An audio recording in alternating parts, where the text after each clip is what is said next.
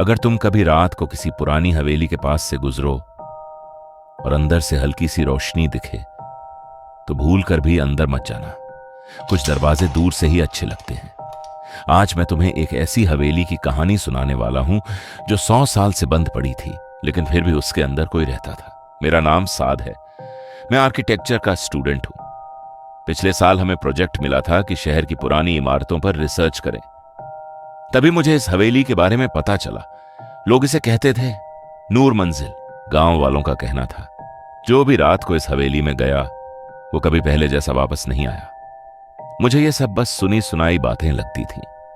मैं और मेरा दोस्त बिल्लाल एक दिन दोपहर में वहां पहुंचे। लोहे का बड़ा सा गेट, पूरा जंग लगा हुआ, दीवारों पर अजीब सी निशानियां। ऐसा लग रहा था जैसे वक्त यहीं रुक गया हो। जैसे ही हम अंदर गए ठंडी हवा का झोंका आया, जबकि बाहर काफी गर्मी थी। बिल्लाल ने हंसते हुए कहा, लगता है कोई हमारा इंतजार कर रहा है। उस वक्त हमें बिल्कुल अंदाजा नहीं था कि यह हंसी सच हो जाएगी। अंदर एक बड़ा हॉल था।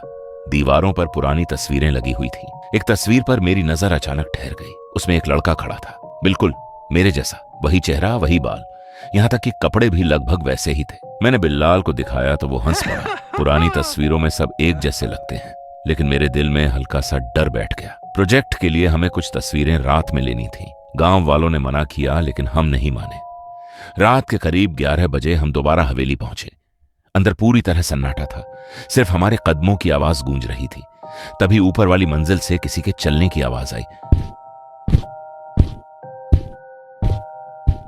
बिल्लाल ने धीरे से कहा, ऊपर तो कोई रहता ही नहीं यार। हम सीढ़ियां चढ़कर ऊपर गए। वहां एक कमरा आधा खुला हुआ था। अंदर एक पुराना शीशा, एक कुर्सी और लकड़ी का संदूक रखा था। जैसे ही मैंने शीशे में देखा मुझे अपना अक्स कुछ अलग सा लगा। शीशे में मैं मुस्कुरा रहा था, जबकि असल में मैं बिल्कुल गंभीर था। उसी पल दरवाजा जोर से बंद हो गया। बिल्लाल ने संदूक खोला। उसमें से एक पुरानी डायरी मिली, साल 1923 की। उसमें लिखा था, मैं ये हवेली छोड़कर नहीं जा सकती। जो मेरी जगह आएगा वही इस घर का नया मेहमान होगा। आखिरी पन्ने पर वही तस्वीर थी जो नीचे हॉल में लगी थी, मेरी शक्ल वाले लड़के की। उसका नाम लिखा था साद अहमद। मेरा पूरा नाम भी बिल्कुल यही है। अचानक कमरे की रोशनी धीरे धीरे कम होने लगी। हवा में अजीब सी खुशबू फैल गई। नीचे हॉल से किसी औरत की आवाज आई, साद ऊपर आ जाओ। बिल्लाल का चेहरा पीला पड़ गया। भाई प्लीज यहां से चलते हैं। जैसे ही हम सीढ़ियों की ओर बढ़े ऊपर वाला शीशा जोर से टूट गया और टूटे हुए शीशे में मुझे वही लड़का खड़ा दिखा जो 100 साल पुरानी तस्वीर में था। हम दोनों भागते हुए बाहर निकले। हवेली का गेट अपने आप खुल गया।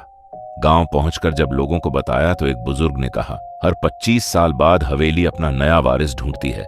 इस बार तुम्हारा नाम बुलाया गया था। उस रात के बाद से मुझे अक्सर सपनों में वो हवेली दिखती है और कभी कभी शीशे में मेरा अक्स मुझसे पहले मुस्कुरा देता है।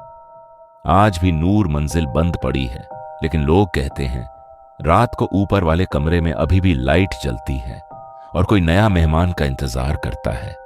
अगर कभी तुम्हारा नाम भी अंदर से सुनाई दे तो पलट कर मत देखना,